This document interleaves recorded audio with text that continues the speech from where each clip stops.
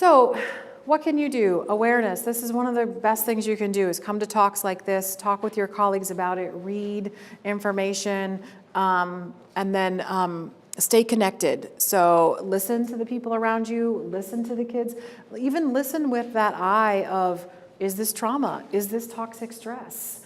Not that you need to be diagnosing everybody with PTSD as you leave here today. I would encourage you not to do that because it's really only about 5 to 10% of the population. It's really only actually about so every 3 out of every 100 people who may experience a traumatic event will actually have post-traumatic stress disorder, because post-traumatic stress disorder is our natural way of dealing with things, but it just got stuck. So it's just lasted too long, right? We naturally have nightmares and bodily functions with the adrenaline and the cortisol, and irritability and quick reactions and safety concerns when something traumatic happens. We would all go through that. What happens is that natural process, for whatever reason, stays in that acute phase of reacting to something that is traumatic. The safety stays, the nightmares stay, all those things stay. That's where PTSD is. So if you have that happening around you, just listen to people. Just try and stay connected to them. We also know that post-traumatic stress disorder may be one of the links to our higher rate in death by suicide, and it's Suicide Awareness Month.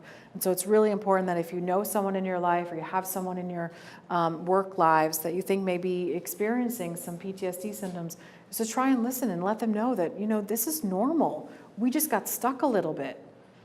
And so you have to move through it, and your bodies can move through it. We can get to a place where things are better. And there's so much research happening now about brain science and what's happening with post-traumatic stress disorder that I think quickly, really in just the next couple of years, we're going to have even more information about what's happening in the brain so that we can move through this even quicker.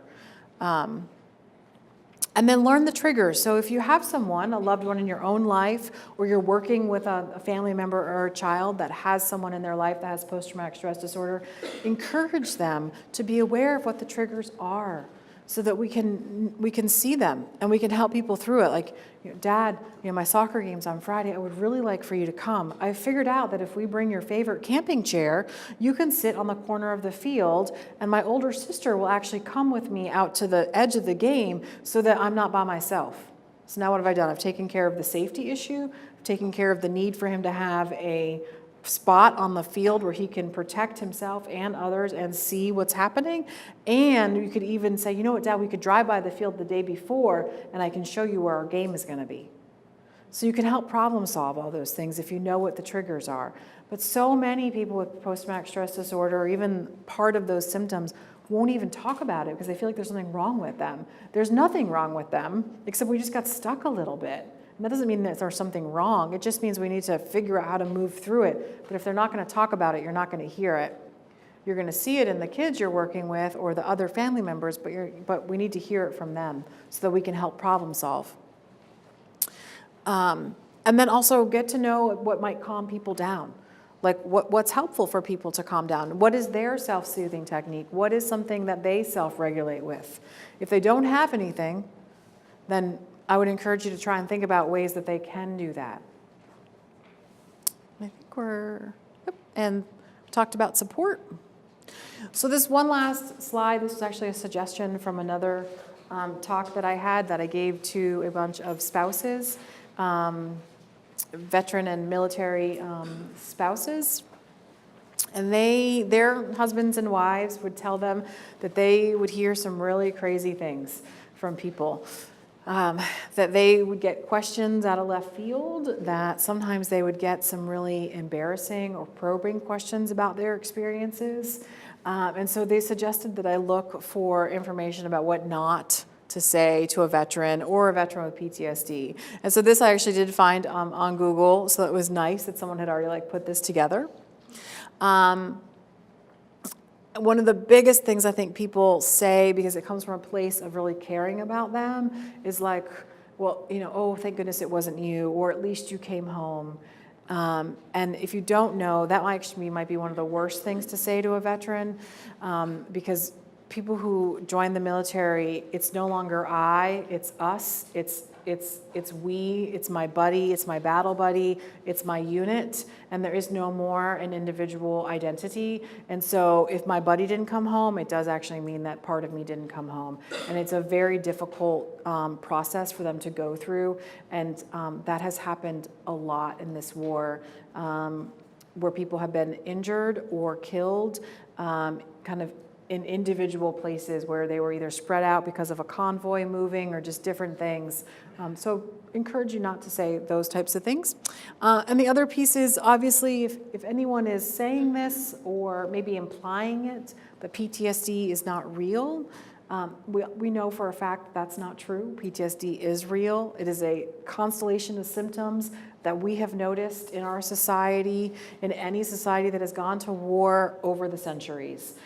They've even found some writings or information that maybe even the ancient societies also realized that war was very damaging to the human psyche, including things like isolating folks when they went to war, having them, if you became a warrior, that was all you ever did. You stayed in this one kind of group of people and you didn't mix with the rest of society. And that's because of how war and how combat affects us as humans. As it's just not natural for us to hurt other humans, but that's what war is. Protecting safety, making sure that we can all be free and have our safety is important. So it is real.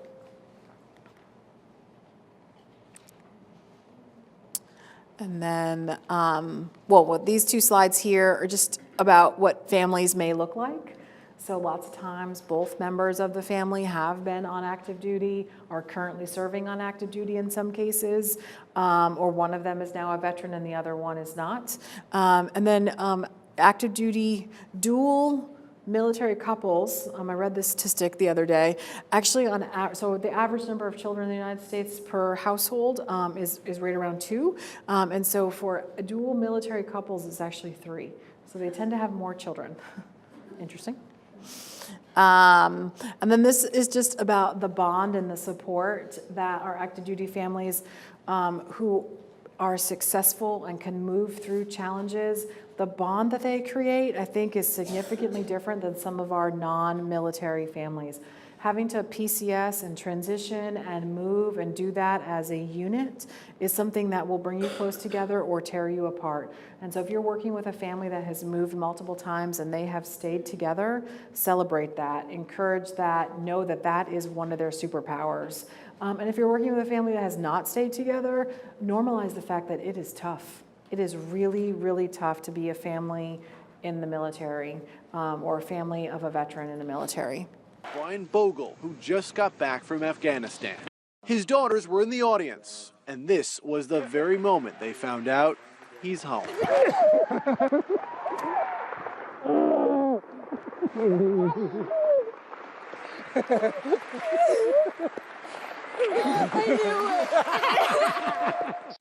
Hi, I'm Master Sergeant Joe Martell. Just returned from Afghanistan, and I'm in Brussels. Surprised my son during his football game.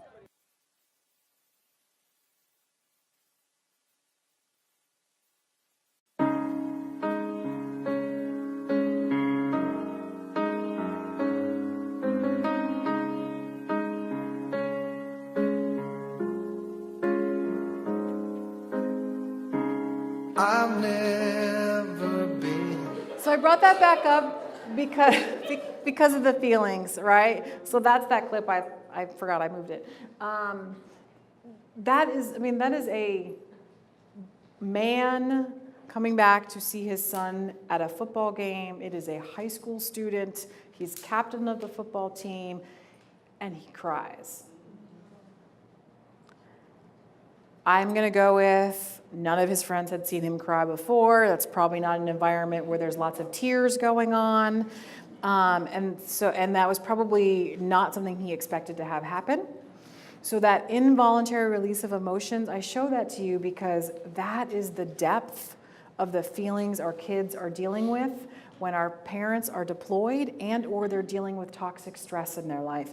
That is the same experience. So all of that emotion is going on with your kids while they are at soccer practice, sitting in the classroom, learning math skills, learning to read, learning to ride their bike, learning to tie their shoes, having to go someplace without their parents, being taken away from their parents, all of the things that kids do, standing up on stage and being in a drama or a play, everything that they do, if they have experienced toxic stress to whatever level that is, and having a parent deployed is toxic stress. They have that level of emotion going on with them. And I just think it's important to remember that, and to remember that connecting with them and being kind with them and trying to work through beyond whatever behavioral diagnosis they may have is really, really important. And that's all I have. So I wanted to make sure we had time for questions. Thanks. Will you talk a little bit about your organization, please? And Oh, sure. how everyone can access it? Yeah, so I didn't do that enough. Yeah, so I'm the clinic director at the Stephen A. Cohen Military Family Clinic at Endeavors. We provide low to no cost behavioral health care to veterans and their families. Families include children, families include whoever the veteran wants to tell us is their family member. And we have non-standard hours, so we're available several nights a week until 8 p.m. We're available on Saturdays. We also provide outreach activities, which includes some educational events like this to the community. We also have life skills events. We're doing a marriage enrichment seminar next week. We partner with the VA for several things. We also take our veterans or their families on fun sporting activities or outings. We're going kayaking Saturday maybe, I don't know when that is, sometime. So we're here in town, and my business cards are out there, or you can find us at endeavors.org. Endeavors is is the company that we're a part of. You're welcome. Any other questions? Well, great. Okay. Have a good day, everybody. Thanks for being here.